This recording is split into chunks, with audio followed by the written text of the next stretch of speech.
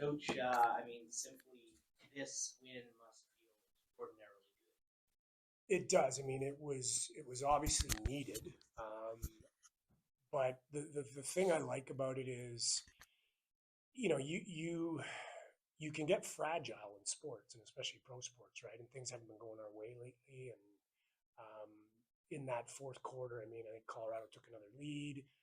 There was opportunity for us to go, oh man, not again. And I like how they stayed present. They focused on what was in front of them, and you got guys like Simmer like delivering at big times, Johnny Piatelli, coming up big as well. So it was good. It was well earned, and it was nice because there is a bit of fragility when you're losing leads, your momentum's leaving in the fourth quarter. So the ability to continue to play and compete hard was nice.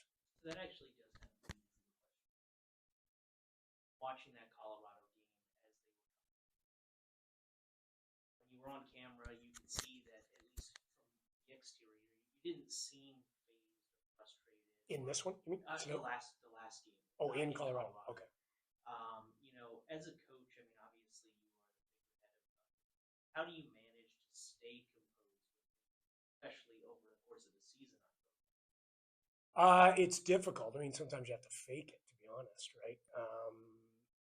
And it's a funny thing because with coaching, I say this a lot. Like, it's not a math problem. It's not like you do X and you get Y, right? There's 1,000 different combinations. So, with this group and the young guys that are all playing, and we still are a very young group, finding our way in the NLL. You've got to balance that, staying positive, staying growth minded, but also accountability. So you're trying to balance that continuously throughout the game, throughout practice, during the week, video sessions, all that stuff. So yeah, it's not easy, to be honest. Coach, before the game, we talked about Carson Ware's NLL debut with the team Yeah, tonight. What can you say about his game tonight?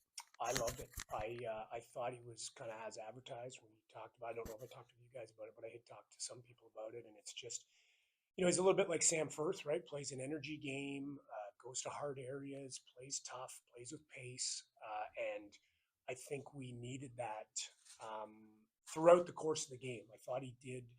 He offense is a funny thing, right? Like you can impact offense without touching the ball, and I think Carson did that on a few sets, right? With his movement and his you create indecision on defense. It opens up other lanes. It engages slides. It does things like that. So I thought he had a great debut, and I thought he did what we needed him to do. And on vice versa, Blake McDonald as well. He played his first game with you guys Yep. tonight. What can you say about his performance? What I can say is I saw him make a few good plays, and I didn't notice a lot of on the negative side of the ledger. And when you're evaluating a D guy, when they have a quiet game, that's usually a good thing. So I thought overall he played well. I mean, didn't really notice hiccups on the back end, and he actually made a couple of nice plays where he knocked some balls down, intercepted some balls. So I thought it was a good start for him.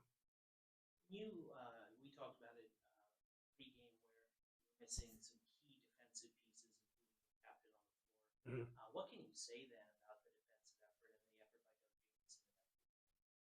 Well, it's been key, right? And it is, yeah, we're missing three very good players on our back end, which impacts you, but it also, defense is a little bit of synchronicity where they are understanding movement patterns and what guys are doing and stuff like that. So when you disrupt that with that many players, there's more indecision, there's more, hesitation, there's all those things that happen on the back end. So we were able to navigate it, and when it did break down, Dougie had some 5 bell saves and was really good. So, and that's why he's one of the best in the game. Lower scoring first quarter. What can you say about your group not getting flustered, kind of just not allowing the game to get out of hand when the offense wasn't going?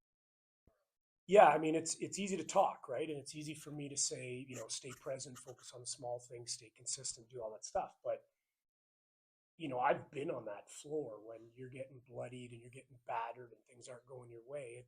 It takes a certain amount of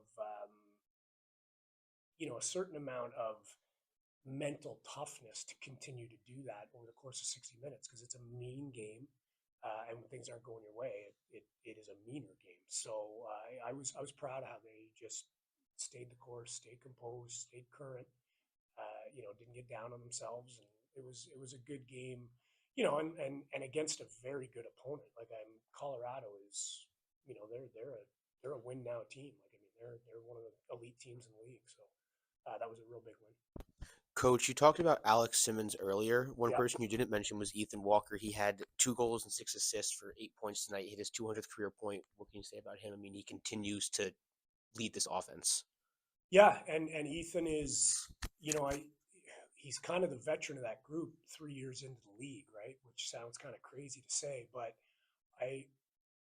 the thing I like about Ethan is, and you're going to talk to Alex soon too, is he's a very good, professional mentor for these guys. He's serious about his craft. He plays hard, and his pace of play and compete level. When you have your offensive leader, one of your captains, playing like that, I mean, that is infectious, and guys want to deliver for him. So, I love Ethan's game. I love what he brings. I love his composure. I love his compete. And yeah, it's nice when he gets rewarded.